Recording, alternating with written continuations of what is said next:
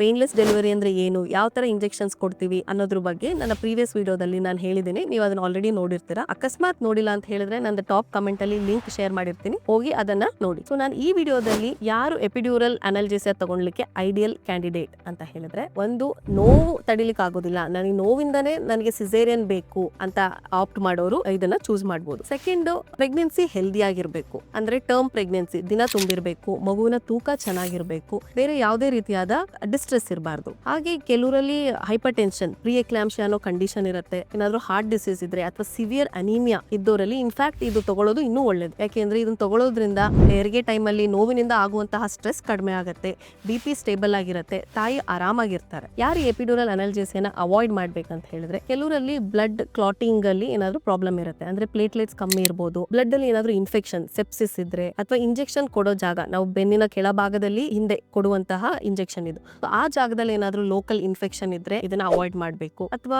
ಏನಾದ್ರೂ ಮುಂಚೆಯಿಂದ ಏನೋ neurological, brain ಅಲ್ಲಿ ಏನೋ ಟ್ಯೂಮರ್ ಆತರ ಏನಾದ್ರೂ ಹಿಸ್ಟ್ರಿ ಇದ್ದವರು ಇದನ್ನ ತಗೊಳ್ಬಾರ್ದು. ಹಾಗೆ ಸಿವಿಯರ್ಲಿ ಕನ್ಸಿಸ್ಟೆಂಟ್ಲಿ ಲೋ BP ಏನಾದ್ರೂ ಇದ್ರೆ ಇದನ್ನ ಅವಾಯ್ಡ್ ಮಾಡೋದು ಬೆಟರ್. ಇದನ್ನ ಕೊಡೋದ್ರಿಂದ ನಿಮ್ ಮಗುವಿಗೆ ಏನಾದ್ರೂ ಅಫೆಕ್ಟ್ ಆಗತ್ತಾ ಅಂತ ಭಯ ಇದ್ರೆ ಅದು ಖಂಡಿತ ತಪ್ಪು.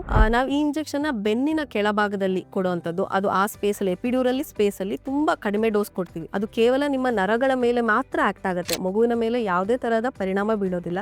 ಇದು ಕಂಪ್ಲೀಟ್ಲಿ ಸೇಫ್. ಕೆಲವರು ಅನ್ಕೊಳ್ತಾರೆ ಈಗ ಬೆನ್ನಿನ ಕೆಳಭಾಗದಲ್ಲಿ ಎಪಿಡ್ಯೂರಲ್ ಅನಾಲ್ಜೆಸಿಯಾ ಕೊಟ್ರೆ ಕಾಲ್ ಪ್ಯಾರಾಲಿಸಿಸ್ ಆಗೋಗುತ್ತೆ ಅಂತ. ಸೊ ಹಾಗೇನಿಲ್ಲ. ಮುಂಚೆ ನಾವು ಕೊಡ್ತಾ ಇರುವಂತಹ ಎಪಿಡ್ಯೂರಲ್ ಅನಾಲ್ಜೆಸಿಯಾದಲ್ಲಿ ಕಾಲು ಟೆಂಪರರಿ ಪ್ಯಾರಾಲಿಸಿಸ್, ಅಂದ್ರೆ ಟೆಂಪರರಿ ಆ ನಮ್ನೆಸ್ ಇರ್ತಿತ್ತು. ಬಟ್ ಇವಾಗಿನ ಮಾಡರ್ನ್ ಎಪಿಡ್ಯೂರಲ್ ಅನಾಲ್ಜೆಸಿಯಾ ಕೇವಲ ಸೆನ್ಸರಿ ನ್ಯೂರಾನ್ಸ್, ಅಂದ್ರೆ ಪೇನ್ ಕ್ಯಾರಿ ಮಾಡುವಂತಹ ನ್ಯೂರಾನ್ಸ್, ನರ್ವ್ಸ್ ಮೇಲೆ ಮಾತ್ರ ಆಕ್ಟ್ ಆಗುತ್ತೆ. ಮೋಟಾರ್ ನ್ಯೂರಾನ್ಸ್ ಯಾವುದು ನಮ್ಮ ಕಾಲುಗಳ ಬಲ, ಮೂವ್ಮೆಂಟ್ಸ್ ನ ಕಂಟ್ರೋಲ್ ಮಾಡುತ್ತೆ, ಆ ನರಗಳ ಮೇಲೆ ಆಕ್ಟ್ ಮಾಡೋದಿಲ್ಲ. ಹಾಗಾಗಿ ಇದನ್ನ ಕೊಟ್ಟಾಗ ಡೆಲಿವರಿ ಪ್ರೋಸೆಸ್ ಅಲ್ಲೂ ಸಹ ನಿಮ್ಗೆ ಆ ಟೆಂಪರರಿ ಪ್ಯಾರಾಲಿಸಿಸ್ ಇರೋದಿಲ್ಲ. ನೀವು ಎದ್ದು ಓಡಾಡಬಹುದು, ಸೈಡ್ ಅಲ್ಲಿ ತಿರುಗಬಹುದು, ನೀವು ಲೇಬರ್ ಪ್ರೋಸೆಸ್ ವಿತೌಟ್ ಪೇನ್ ನೀವು ನಾರ್ಮಲ್ ಆಗಿ ನಡ್ಕೊಂಡೆ ನೀವು ಇದನ್ನ ಎಕ್ಸ್ಪೀರಿಯನ್ಸ್ ಮಾಡಬಹುದು. ಮುಂಚಿನ ಕಾಲದಲ್ಲಿ, ಹಳೆ ಕಾಲದಲ್ಲಿ ಸ್ಪೈನಲ್ ಇಂಜೆಕ್ಷನ್ ಅಂದ್ರೆ ಬೆನ್ನಿ ಇಂಜೆಕ್ಷನ್ ಕೊಡ್ಬೇಕಾದ್ರೆ ಅವಾಗ ಕೊಡ್ತಿದ್ದಂತಹ ಇಂಜೆಕ್ಷನ್ ನೀಡಲ್ ನ ಸೈಜ್ ತುಂಬಾ ದೊಡ್ಡದಿತ್ತು. ಹಾಗಾಗಿ ಸ್ವಲ್ಪ ಮಟ್ಟಿಗೆ ಕೆಲವು ತಿಂಗಳ ಕಾಲ ನೋವಿರ್ತಿತ್ತು. ಬಟ್ ಇವಾಗ ನಾವು ಯೂಸ್ ಮಾಡೋದು ತುಂಬಾನೇ ತೆಳುವು ಇರುವಂತಹ ನೀಡಲ್, ಮತ್ತೆ ಎಕ್ಸರ್ಸೈಸ್ ಮಾಡಿ ಬಾಡಿನ ಸ್ಟ್ರೆಂತ್ ಮಾಡ್ಕೊಳ್ಳೋದಿಲ್ಲ. ಹಾಗಾಗಿ ಬೆನ್ನೋವು ಬರುತ್ತೆ ಹೊರತು ಈ ಎಪಿಡ್ಯೂರಲ್ ಅನಾಲ್ಜೆಸಿಯಾ ಆಗ್ಲಿ ಅಥವಾ ಸ್ಪೈನಲ್ ಇಂಜೆಕ್ಷನ್ ಕೊಡೋದ್ರಿಂದ ಬೆನ್ನೋವು ಬರೋದಿಲ್ಲ. ಕೆಲವರು ಅನ್ಕೊಳ್ತಾರೆ ಎಪಿಡ್ಯೂರಲ್ ಅನಾಲ್ಜೆಸಿಯಾ ಕೊಟ್ರೆ ಸಿಸೇರಿಯನ್ ಆಗೋ ರಿಸ್ಕ್ ಜಾಸ್ತಿ ಆಗುತ್ತೆ, ಲೇಬರ್ ಪ್ರೊಲಾಂಗ್ ಆಗುತ್ತೆ ಅಂತ. ಸೊ ಹಾಗೇನಿಲ್ಲ. ಇನ್ಫ್ಯಾಕ್ಟ್ ಇದು ಕೊಟ್ಟಾಗ